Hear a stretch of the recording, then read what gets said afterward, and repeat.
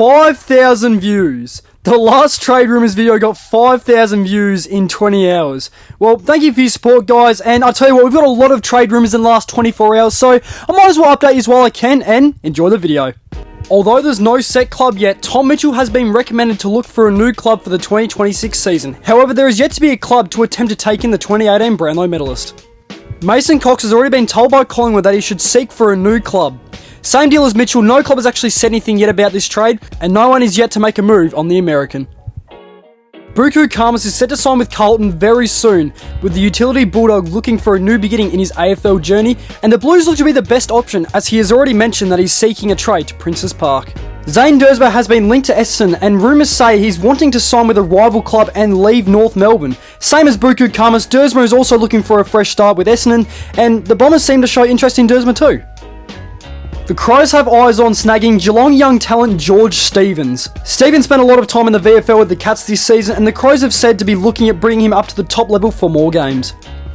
Brandon Starcevic is still making a decision whether he wants to leave the Lions for the Eagles or to stay. More talk about this look to be made later on in the trade period, but at the moment, he has already shown interest in joining the West Coast list. Callum Archie has requested a trade to the Adelaide Crows in the recent moments. The Crows have already shown interest in Archie, meaning that there is a 5-year deal already been in the talks, and it's most certainly going ahead now. One trade rumour that I forgot to mention last time was delisted bomber Jai Menzies to the Tassie Devils and also returning home. Although not in the AFL quite yet, Menzies has made history as the first player to sign with the Tassie Devils list, and now the wait is on for who else they will sign before joining the AFL. Tigers key defender Tyler Young has requested a trade to West Coast only a couple days ago. The 27-year-old only managed 7 games this season due to an ACL injury earlier on, but with the Eagles struggling, Young could be a good option to take in for the next season. The rumour of Jamie Elliott to Gold Coast is officially over as the Star Pie signed a further 2 years with the club. Although offered a fair bit by the Suns, Elliott insisted on staying with the Black and White Army. Devon Robertson has requested a trade home to WA and wants to play with the West Coast Eagles. Originally, he was going to request a trade in 2024 but decided to stay in Brisbane. The midfielder has only played 6 games in the past 2 seasons, but this trade could see many great possibilities for West Coast and also the midfield. This trade is seeming to go ahead.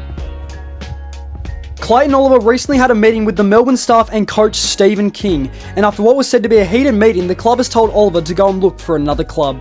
At the moment, no current club has reached out to try and sign the gun midfielder. However, there are rumours saying that the best fit for Clayton Oliver is the Collingwood Football Club. James Worpel is officially making his way to Geelong. The deal hasn't officially been decided for how long he's going to be at Geelong for, but a handy midfielder to have around GMHBA. A 4-year deal is still a possibility, but that'll be in discussion in the next coming days. Also wanting out of the Melbourne Football Club is Judd McVie, who has requested a trade to the Fremantle Dockers. Fremantle hasn't really been involved at all this trade period, but with this signing, it could help them boost their defence. Not to mention, McVie is a West Australian and looking to return home. An update came through on Charlie Curnow that the current Blue might be heading to Sydney, with both Geelong and Gold Coast looking to pursue more opportunities with different players. He's expecting to sign with Sydney very soon, and some sources are saying it would be the perfect fit for the Bloods.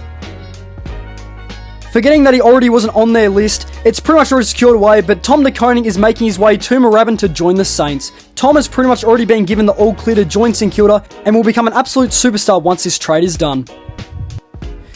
Current Blue star Jack Silvani is joining the St Kilda Saints with De Koning as well during the free agency period. Silvani will more likely than not be used as a utility across the ground if he leaves Carlton, but nonetheless an experienced pickup. Charlie Spargo is linked to North Melbourne through a short deal in the free agency. Spargo only played 1 game from rounds 12 to 24 and now looking to sign a deal at Arden Street for a couple years. Giants defender Jacob Weir is in a good spot at joining the Power, also through the free agency, and leave the Giants. This trade would more likely than not go ahead for the Giants to experiment with more defenders in the future. After being starved of opportunities by the Dockers, 27-year-old Will Brodie has already asked for a trade away from the Dockers and looks to be on his way to Port Adelaide. Port Adelaide have a 3rd round pick to offer, but it'll all be a question whether it's enough to seal the deal with Fremantle and also Will Brodie. Anyway guys, that's more AFL Trade Rumours Part 2. If you enjoyed, leave a like, subscribe, turn on the notification bell, become a member if you want to, and I'll see you in the next one. See yous.